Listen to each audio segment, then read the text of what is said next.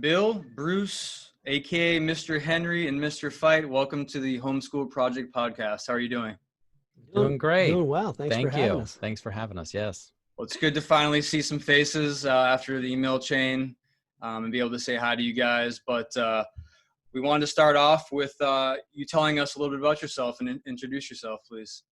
Sure. Do you want to go? Yeah, Go ahead, sure. Bruce. My name is Bruce, and I've been teaching elementary music for this will be my 22nd year coming up. Sounds like a lot.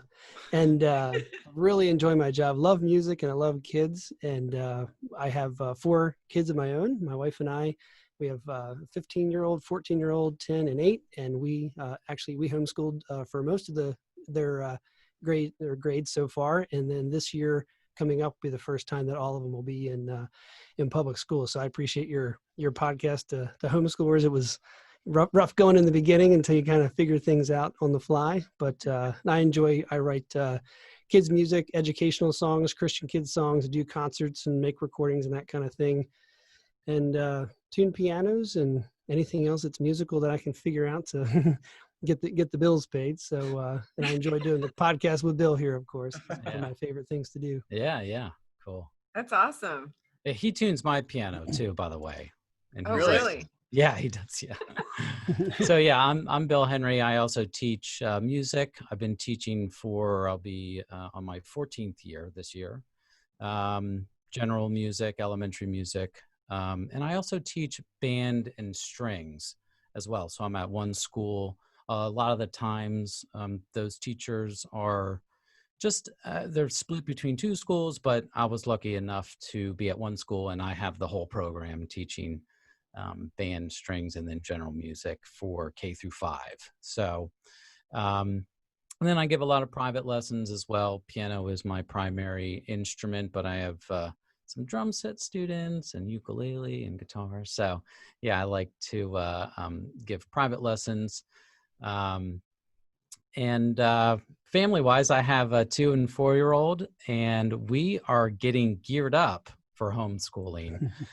We actually finished a part of our basement, which I was originally going to do group piano lessons, but with everything going on, globally here with the pandemic, getting kids together doesn't seem to be the best thing, right? So, so my wife decided, she was a teacher too, stayed home with the kids. And she said, why don't we do preschool, for the kids this upcoming year. So that's what we're going to use the space to do that. So we're, trying to figure that whole thing out, and having podcasts like yours really is great and helpful. And, it helps, give ideas and all of that. And so, yeah. Well, it's funny because we feel the same way about your podcast since we found it. Yeah. We'll talk about this in a little bit, but it's a great addition to a homeschool curriculum. It was awesome. Mm-hmm. Awesome. Thank you. So since we're on the subject with your backgrounds, you call yourselves music educator extraordinaires, right? Yeah. Podcast. So can you tell us a little bit about your musical backgrounds? Yeah. And the extraordinary might be a little hyperbole. Just want to make it fun. I went to college I started singing since I can remember, and always wanted piano lessons, but couldn't afford them as a kid. So I started playing piano when I was 18, and went to Lincoln University here near where we are, which is the oldest historically Black university in America. So I had a really great experience there, learned lots of different styles, and got the formal education. But I started playing guitar when I was a freshman in high school, and still play that. And just kind of, music was always just kind of came easy. I played sports, but I wasn't really a natural at that. So music really was my love, even growing up, and still is. So anything I could get my hands on musically, I tried to go for it and do the best I could with it. So it seems to be working out. So yeah. And I don't know if I heard, but what age was your school that you teach at for music? Oh, same, kindergarten through 5th grade, or pre-K actually, pre-K through 5th grade. Okay. I'm at one school, yeah. So nice. Okay. And yeah, For me, musical background. So I came from a very musical family, which was really great. Both my parents were music majors. They went to school for music. At one point, my dad owned a music store, and I remember as a kid just like banging around on the drums and stuff. You know, it was a lot of fun. But my mom was a music teacher for many years, and she was my music teacher in middle school, and then even in high school, she was my music teacher. So nice. it was it just constantly in the house. At one point, I'm one of 4 kids. At one point, we had my dad playing piano. I was playing drums. My mom was the director. My brother was playing bass for a musical, and then my other 2 siblings were actually on stage in the musical. So all 6 of us were a part of a musical. So that, you know, that just kind of gives you an idea of what, Awesome. what we were all around. Yeah. So it was a lot of fun. And then eventually decided, I wanted to pursue music, and went to Clarion University in Pennsylvania. And then moved. So I'm originally from Pittsburgh, but then moved down moved to the eastern side of Pennsylvania. And both of us, we teach for the Maryland public schools, but we live in PA, but we're really close to the border. So so that's kind of where we are. So, yep. Well, I too actually grew up in a musical family. Cool. My dad plays the guitar. I shouldn't say played. He still plays the guitar. My mom sings, both of which they did since school age. And then because I come from a family of 4 girls, and one of my sisters plays the piano and violin. I sing. And then my other 2 sisters kind of join in whenever, while we were growing up. But I actually had in middle school joined the symphonic band for all 3 years of middle school. Nice. And I played the flute. And I even made it to first chair. So wow, that's awesome. Yeah. It showed me that when you actually practice, you can make something of it. Yeah, for sure. Yep. But then when it came high school, I was in love with singing. So I joined the choir in high school and went off from there. And I dropped the band, but I did always keep my flute around for a while.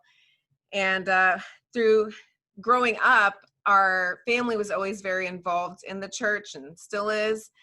And my parents were always part of the music ministry. So we were surrounded in that, and they were always playing in some part of the choir, every time we moved.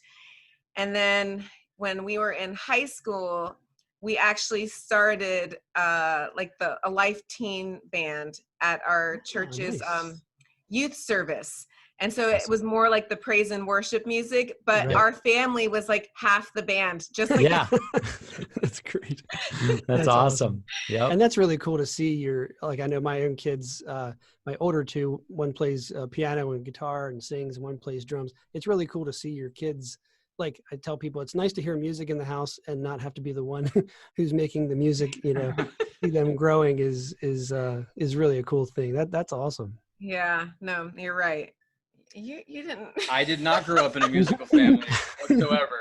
So when we started dating, I would come over, and especially for holidays, and she comes from a Puerto Rican family, furniture would be pushed aside to make a dancing hall. Oh, nice. All the instruments would come out and the party would start. So it was a great experience, but they're all really talented. Her whole family really is. That's awesome. Thank you. That's us growing up, definitely. Snapshot there. So we had spoke about this a little bit earlier, but before we started this recording, but it's obvious that you love music. But what's your philosophy on the importance of music? Well, Bill and I were talking earlier. I think the importance of music early on as a child can do a couple things for folks as they become adults. One of them is just to be a more informed listener. So as they learn the musical concepts, even just generally as children, when they grow up and as they hear their favorite music, they're more aware of, I hear the tempo is fast, or I hear the timbre of the woodwinds and the strings blending together. So just to have a little bit more information as they're listening to music, I think can make it a more enjoyable experience, that they have a little bit more information. And the other thing that struck me is that I tell my kids at school that music is applied everything. So it's applied science, because there's science all through music with sound production and instruments and that sort of thing. And it's applied math, and there's fractions everywhere in addition. So it's applied every subject they learn in school. Music is kind of like the cool sounding version of that subject. And you bring it all together, it just has an amazing sound. So I think it's just overall, it really is enriching in many, many different ways. Yeah, and to piggyback off of what Bruce said, music, it's one of the subjects that allows both of the sides of the brain to be stimulated at the same time. So it's really a powerful subject in that regard, because of the fact that you are really doing math equations as you're reading music or performing music, but you're doing it in a kinesthetic way, right? So there's an action that's occurring as you're processing it. So there's really just so many things that are that are allowing these connections in the brain to really give a strong foundation, for kids, and then as they continue into adulthood. So it's really an amazing subject, and seeing the light bulb go off in kids' brains when we start to make connections, that's really great. If we're talking about music from Australia or music from India, and they've learned about something from that culture, and they go, oh, we learned about that. And, when you start to see those connections, that's when it really becomes powerful. And, that's what we hope to do continuously. So. Yeah. And Bill mentioned earlier, we were talking that it actually connects with sports in a way. And I noticed the attention to detail. So if you're, whether it's your golf swing or, your, tackling technique or whatever it is, the attention to detail in music is really key. And there's also that can be the competitive part of it as well. So like in sports is competitive, but also with music, as an example, I tried out for district chorus for our state in 11th grade, and I didn't make it. It just failed miserably. Well, it was because I really wasn't well prepared. So I think, learning the music the next year, I was able to go to districts and then regionals and then state chorus. And it was just a real thrill, kind of like the sports world is thrilling. So that attention to detail, I think, is really cool too, as they hear things. Yeah, and something even to piggyback further off of that is, music is giving people confidence, right? So exactly. Bruce, you were getting that confidence as you were going through each step in that process, and it's something that kids need to experience, because it might be the thing that they really grab onto and they're really good at, and they feel good that they're good at it, right? Yeah. So so that's another part of music that I think is just really exceptional. Well, when we were coming up with some of these questions we wanted to ask you and thinking about how the importance of music, I thought to myself, I don't play an instrument, but music always played a really big part in my life. And I was telling Anita, I said, it's funny. I don't know why it works like this or what the effect is on a person, but music is so important that I can connect like moments in my life to music, songs that I was listening to when something like happened in my life. And I can still remember what song it was and where I was at that moment when I was listening to that song. And there's really not a whole lot of other things that you can connect, moments in life with like that. So absolutely. I don't know why, but yeah, there's definitely an emotional component to music. I think that's really what makes it especially unique, is that moment that you were in, you were feeling a whole bunch of emotions, even if it was one emotion, very, intensely. That music can really grab a hold of those emotions and just amplify that, whatever event, a wedding or, any type of event, it really just amplifies what you're already feeling. And it's kind of nice to have that extra, I'm feeling this and I'm really, really feeling it now because of the music is very supportive. So yeah, that's great. Mm-hmm. I actually wanted to, I'm all about the studies. And so I wanted to find a study, and I found one that found the cognitive benefits to music education for kids. And obviously there are tons of studies out there, definitely, but this one at least we'll bring up for this episode. And it was from the Developmental Cognitive Neuroscience, an article from them. And they did a 5-year study, and they investigated effects of music training program on the auditory development of children over the course of 2 years. So kind of what you guys were saying. Side note for our listeners, the auditory system relates to general sound processing, which in turn affects language and literacy skills. So if we're really wanting to focus on our literacy skills and language development, you know, as parents, we're always concerned about that. There's a benefit here.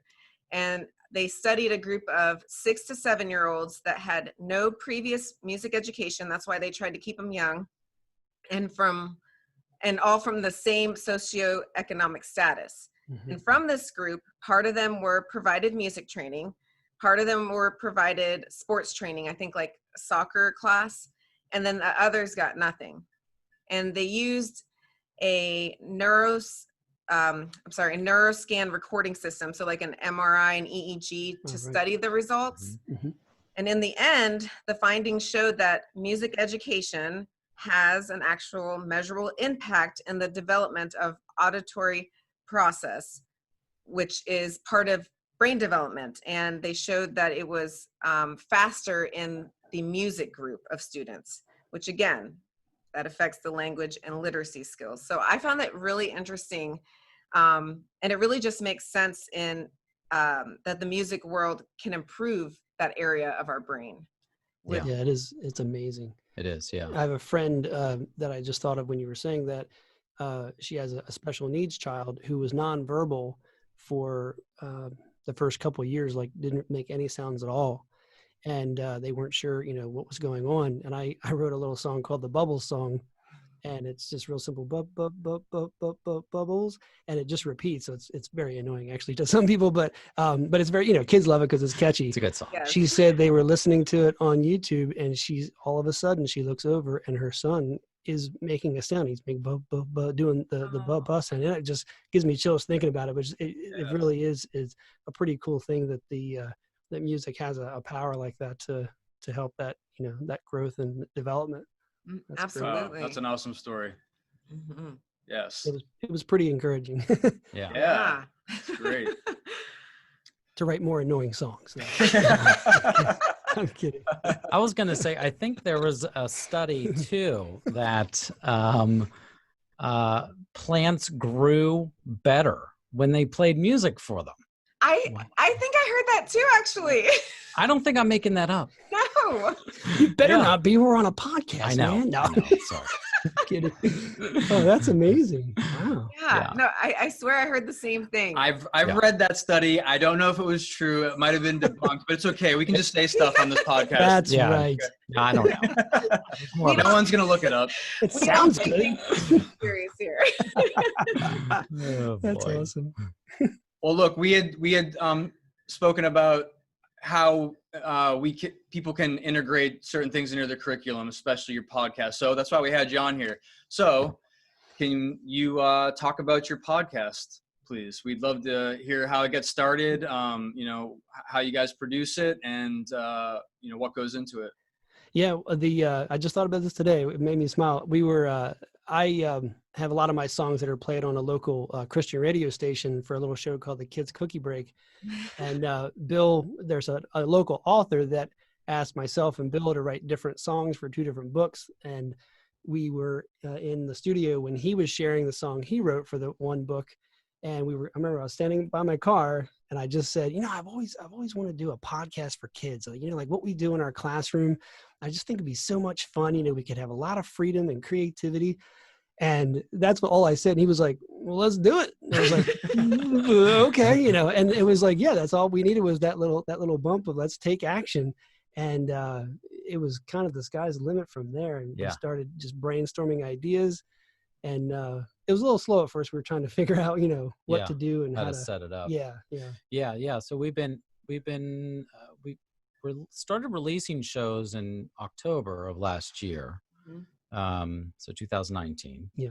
And but prior to releasing those shows, we took the summer to really start to piece it together and figure out kind of what we wanted to do. And the idea was to basically take all of our knowledge of how kids tick, and also our just knowledge of teaching music, and trying to compile that into an episode that people could just listen to whenever, wherever.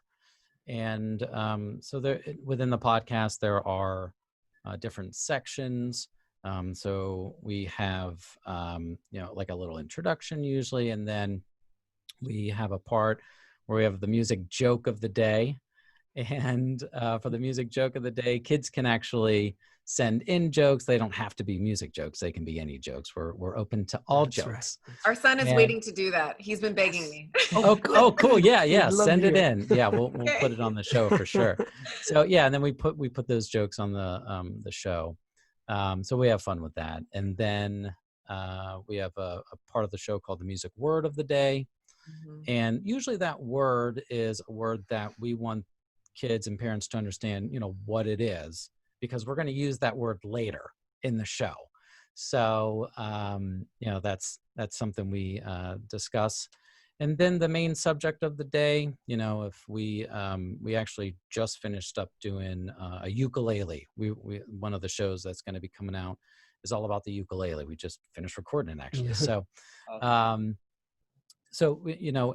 we try and have those real fun and educational, creating like a story. We put ourselves in some interesting situations where we might, have a character like, a game show host, and his name is Mr. Slapdash, and he's not the, Mr. Slapdash. He's a great guy, but he gets things mixed up sometimes. So my favorite is Mr. Hairy Legs. Mr. Hairy Legs is my neighbor in the show. I'm Mr. Hairy Legs, and he mishears things at times. Like we were talking about the Fender Stratocaster. Did you say roller coaster? so the key for me, at least in the beginning, was like, we want it to be fun. Like in our music classrooms, I laugh with my kids all the time in the music classroom. Funny voices, it's really teaching is really storytelling in a lot of ways. And that's what it's been so much fun for me, is just like, we got to laughing today. You mess up a line, you know how that works, where and we just couldn't, when Mr. Hairy Legs says something, sometimes I can't quite keep going. So we have to cut that and redo it. So I think the fun and engaging part is really kind of, it kind of makes people at ease, listening to music instruction, but then we really do chock it full of good musical content, music instruction. I think that's also key. So they're learning whether they realize it or not, and then they hear a word that they heard in the podcast or a style of music. And Bill does the production part. He does an amazing job of editing it and putting it all together. The sound effects, very, very gifted at that, which is really the quality is really from his production. So he does an amazing job with that. And then the cool thing we started doing a little bit more was writing songs. So for our episodes, this has been lots of fun. So I love to write lyrics, and I love to write songs in general, and he loves to just kind of noodle around on the keyboard and, all different styles. So he'll just send me something and say, okay, what do you got? And then I'll try putting things together. So I think that at school, we can't really do that. We collaborate with our coworkers, but I don't see Bill during the school year except for, professional development days, which isn't very often.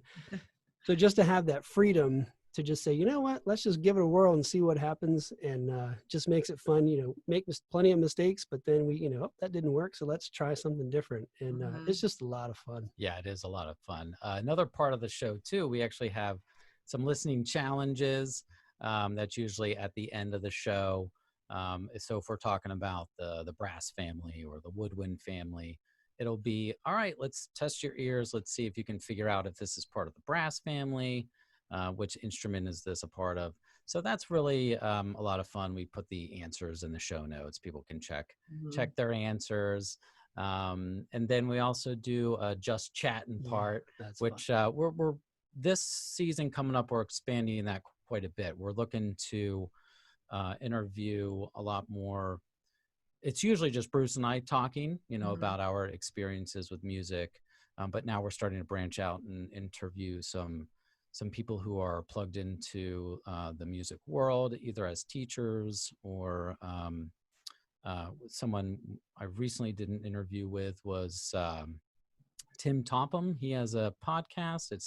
His podcast is for like piano teachers, but he's from Australia and he's a music teacher.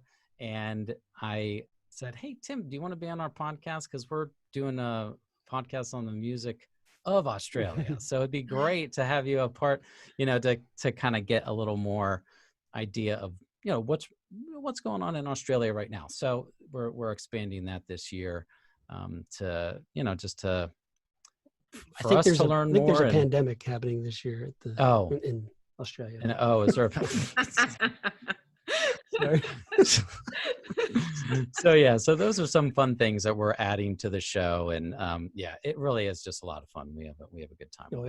For sure.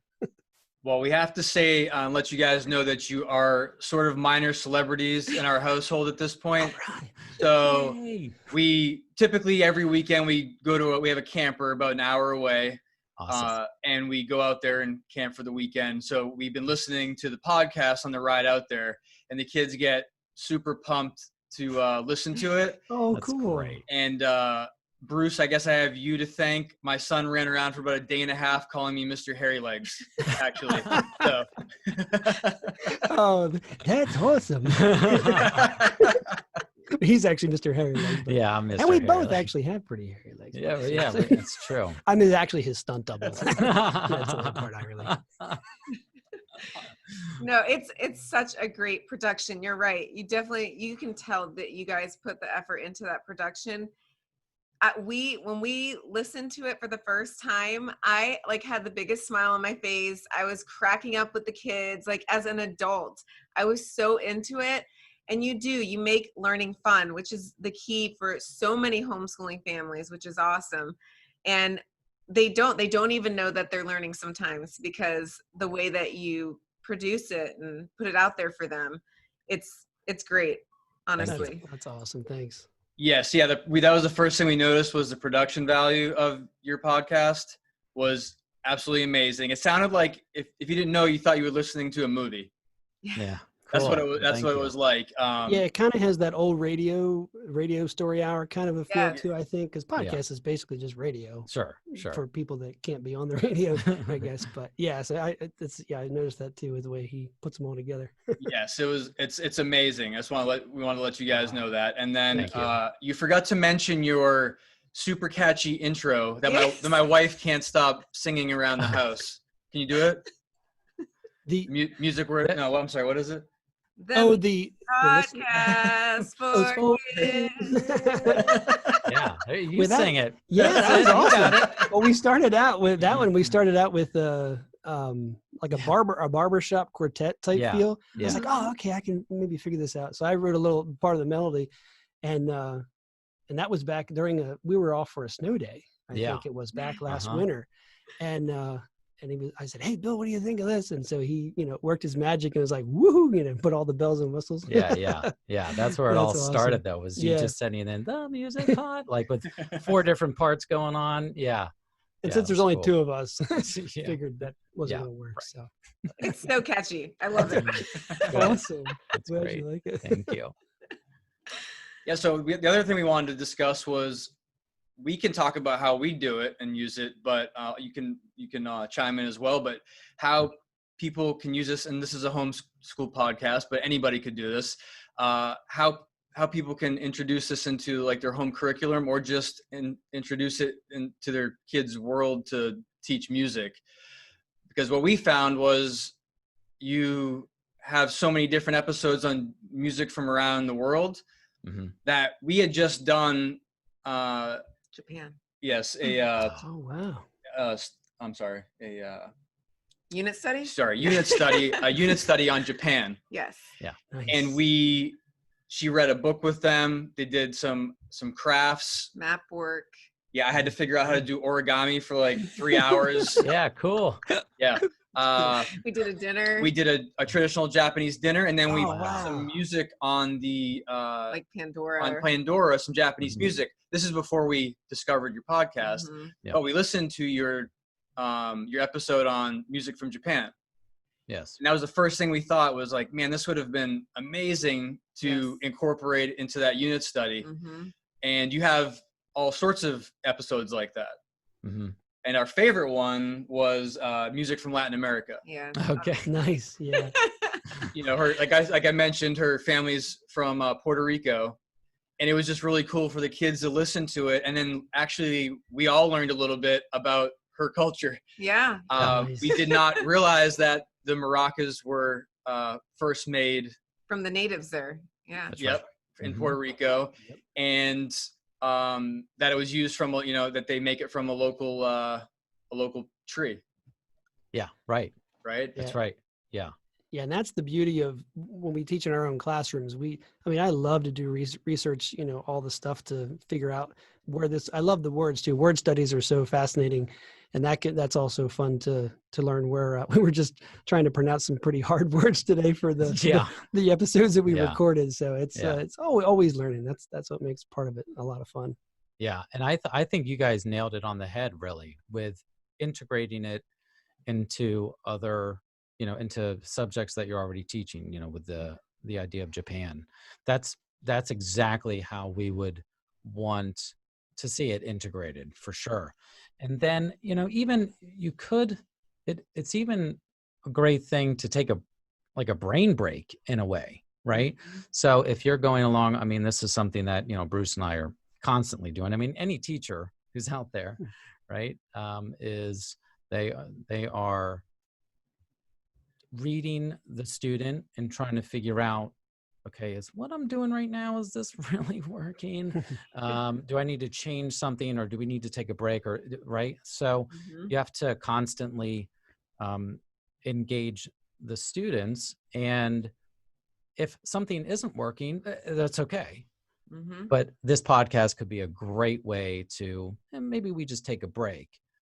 And the kids are still learning, and they're engaged, and they're having fun with it.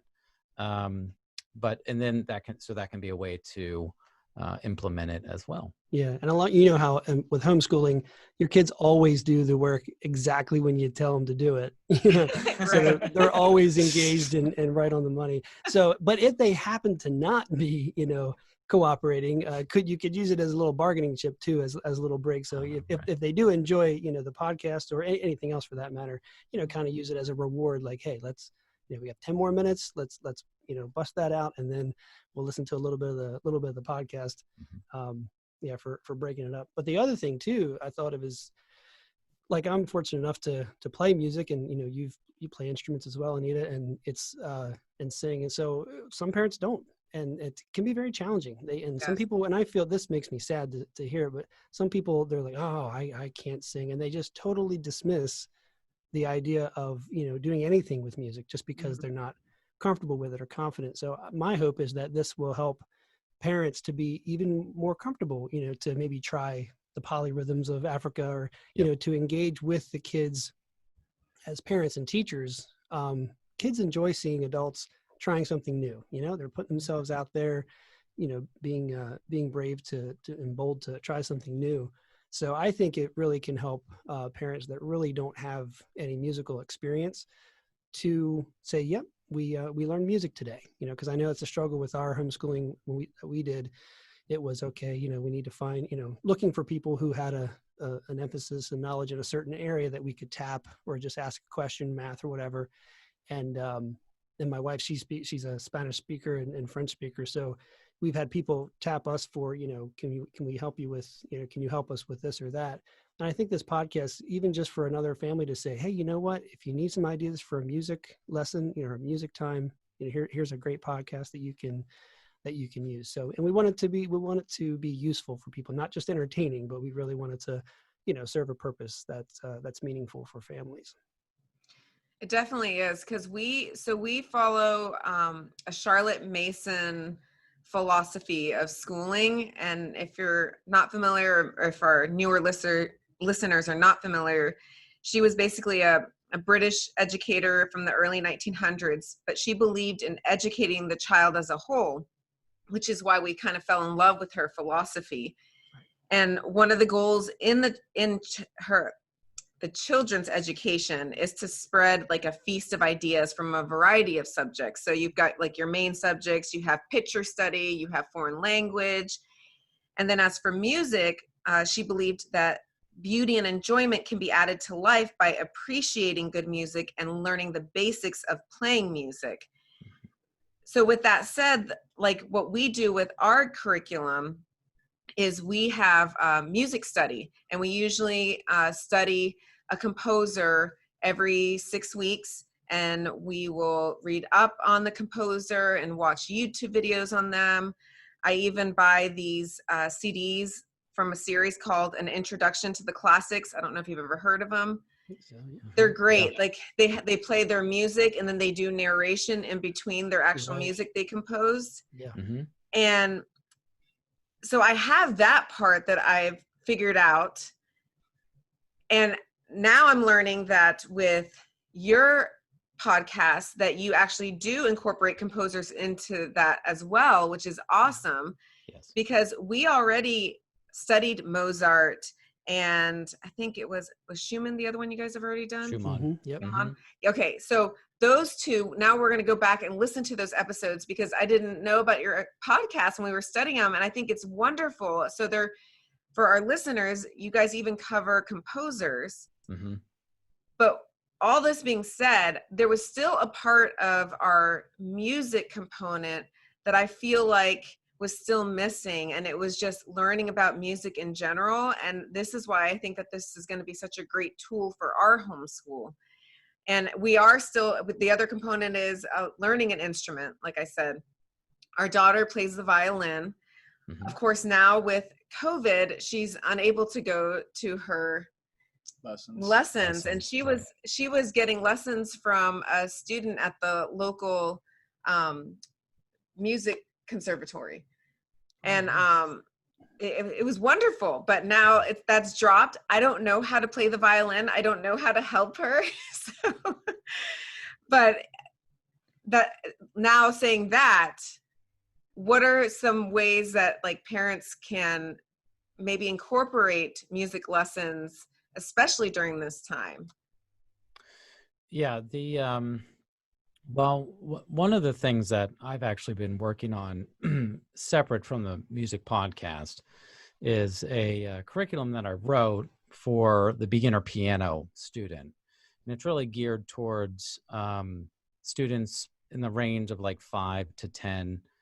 And it's to give them a really good, not just education in piano, but it's really to give a good music education, and it really dives in pretty deep.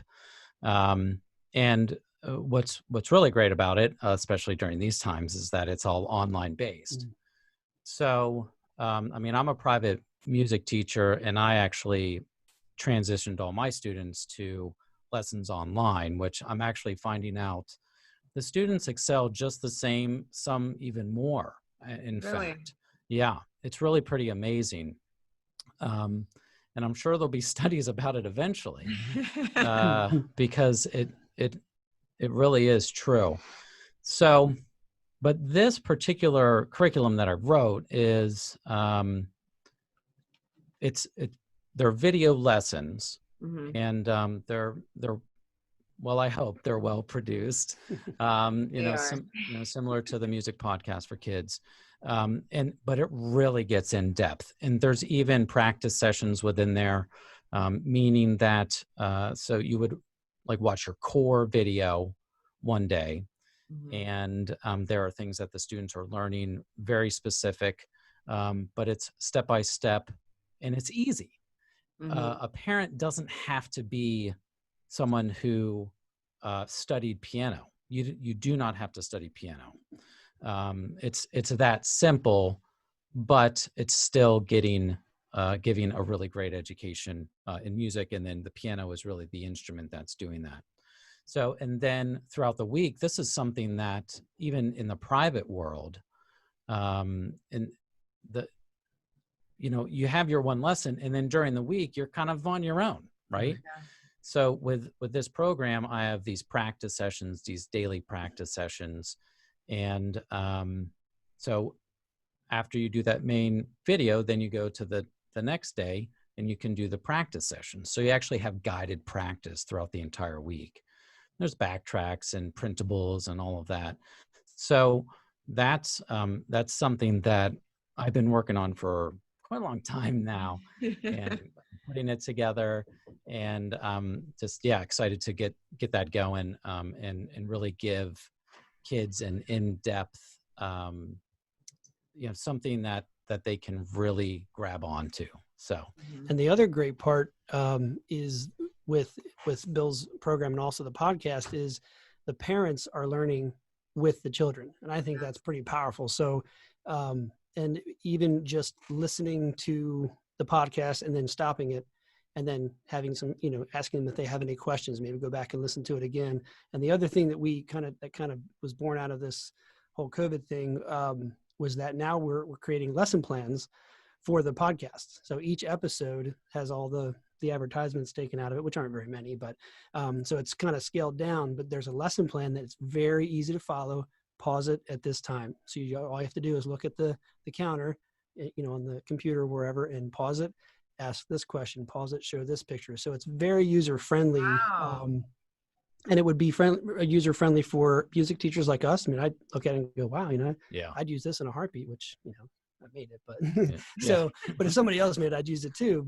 And then even for a substitute music teacher in the schools, or also the regular classroom teacher, it's simple enough for anybody to use, but the same result is there. They're still getting a good in-depth view of whatever music topic that is. That's what I like about our podcast too, is it's simple, it's fun, but it's also very simple. Mm-hmm. But the results that come from it are very powerful, even though it's a very simple product and a process and concept. But the results, I think, are I think they're pretty powerful once the parents and students are learning together, and it's repeatable. You don't have to just listen to it once, like in a lesson. Like you said, you have to wait a whole week to go back to ask questions. Just keep listening to it.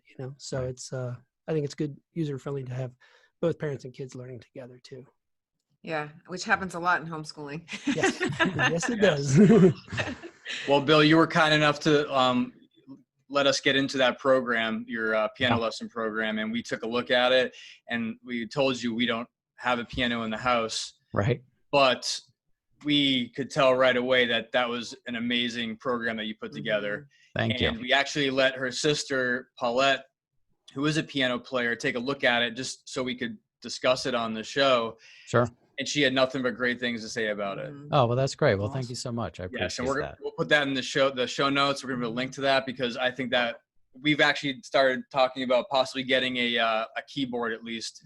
Yeah, cool. For the kids to start, because it's such a cool program. And like you said, it was, we realized, okay, we don't have to know how to play the piano for them to learn how with this with that program that you put together, because it was that comprehensive. Right. Yes. Thank you. Yeah. Yeah, and if you need help finding a keyboard, you let me know. I can guide you in the right direction. Thank you. Surely. we might.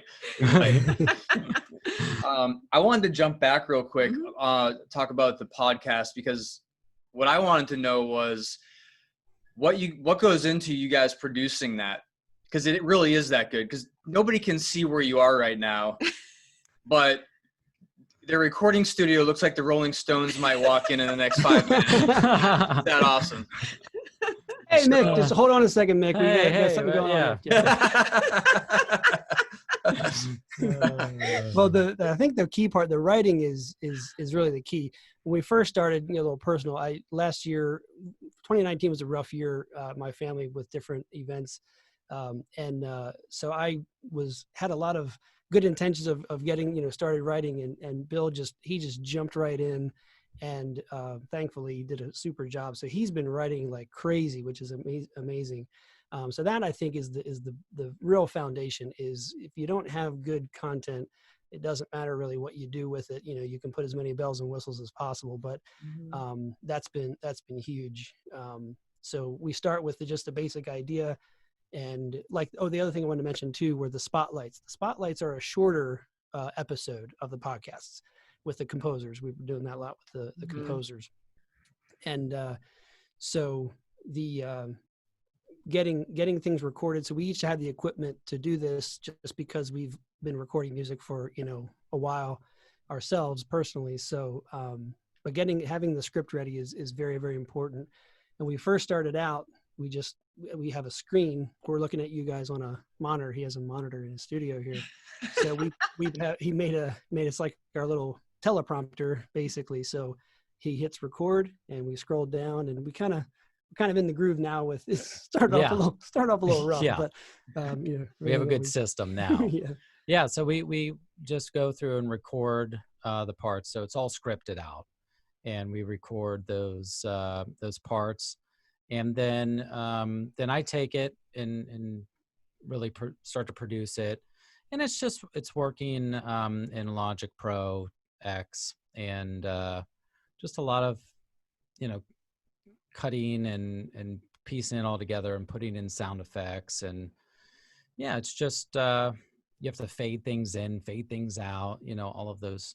But the system is pretty good right now. We have a pretty nice system. There's like templates that we just have created and follow. So it's just kind of, you just hit record and go, and then from there I can go in and do the editing. So yeah. So we have the Logic we see on the screen. So he just skips ahead right to the music word of the day, and we just record that part by itself, make sure it sounds good, then we move on to the next section. It's all up there in the header. So the organization that really helped to get I think we both kind of struggle with organization, like naturally, at least I do. So I really have to force myself to know exactly what's going on. So once we got our little system going, it now it's just fun. It's not it used to be a little frustrating, but now it's just a real hoot to jump. Like today we jumped right in and got 4 episodes recorded and had lunch, and it's having that system behind us kind of really helps make it work. And then we have there's a site called Podia, right? Podia, where we post the podcast that host it.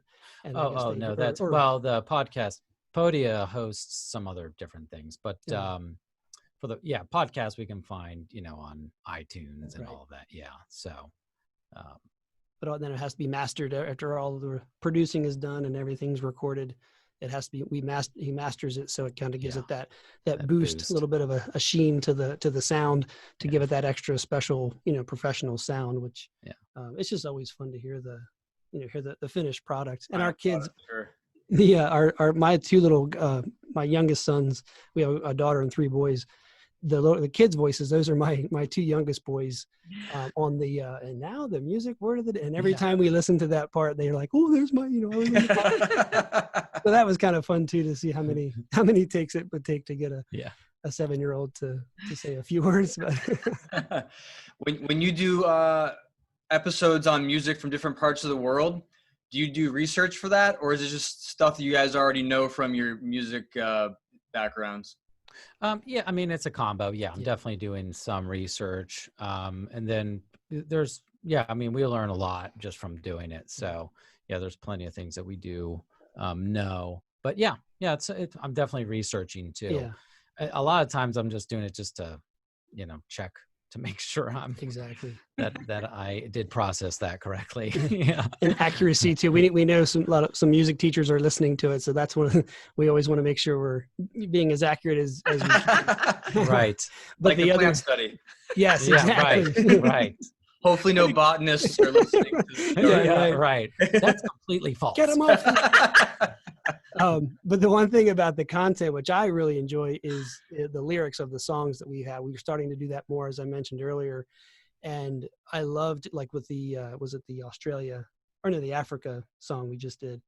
I love to teach content through song lyrics. It's a very, very good way to teach. I tell my kids the easiest ways to learn something and keep it is to sing a song about it, play it as a game, and tell somebody as soon as you learn it, tell as many people as possible, and then you won't forget it.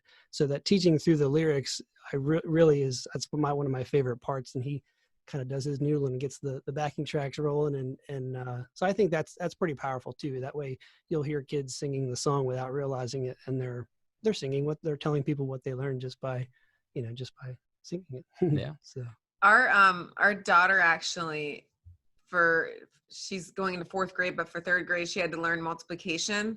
The only way that she could really learn it was by listening to Mr. DeMeo's songs on multiplication. He's a guy on YouTube, and it was through his songs. And she will still, when she does her math problems, she will sing it out, but she gets her answers. I love it. Exactly. Yeah. It's a great tool. Music is a great tool. Yeah. I mean, everyone learns the ABCs through a song, right? Exactly. Yep. So, yeah. Well, I just want to let you know also that our daughter is staring through the glass window into the living room because they made us promise that we would save the Zoom video so that they could see you guys. Oh, that's super cool. Yes, I told you, you're minor celebrities in Yeah. Hey guys, how's it going? Ohio, check that one off. They're gonna love it. That's awesome. Well, look, did you guys have any final words on, your thoughts on the importance of music on your podcast, on anything? Well, I mean, I just wanted to say thank you for having us Yes. on. I mean, this is just so great to share it with you. And I was just so happy that when you emailed us back and said, we're listening to it and we really enjoy it. That's just like, that's the best. That to me makes everything worth it and that you're using it. So, I just want to say thank you guys. Yeah. And it gives us a lot of joy to know people are helped by it. It's serving a good purpose we always want to help people and we love music. So, it's exciting to know that other folks I always tell folks with my other music that you can take me home, but it's through the podcast. So we're in your homes, and it's just fun to be a part of families and seeing families together and knowing that they're sitting around the computer, listening to the podcast is, kind of warms my heart to know that, it's a family affair and it's hopefully creating a lot of memories. I know, sometimes characters can be so unique that years later they'll talk and keep calling Dad Mr. Hairy Legs. And, that's a great memory. So we're glad to be a part of making memories with families too. Yeah. Well, hey, thank you guys for coming on. And before we shut this down, where can people find you? Sure. Yeah. So they can find us on our website, which is themusicpodcastforkids.com. And there you can, we have links to iTunes, Stitcher, all of those platforms where you can get your podcasts. That's probably the best place to find us. We also do have a YouTube channel where we take the shows and we put some slight animations along with it. It's just another way to listen to the podcast. So, and that's all linked into that website. The website really is the hub, right? It has everything. So, that's the best place to go. Well, awesome. Thank you guys again so much. It was really fun talking to you, and you guys have a nice night. Yes. Thanks for having us, you guys. Good talking with you. See ya.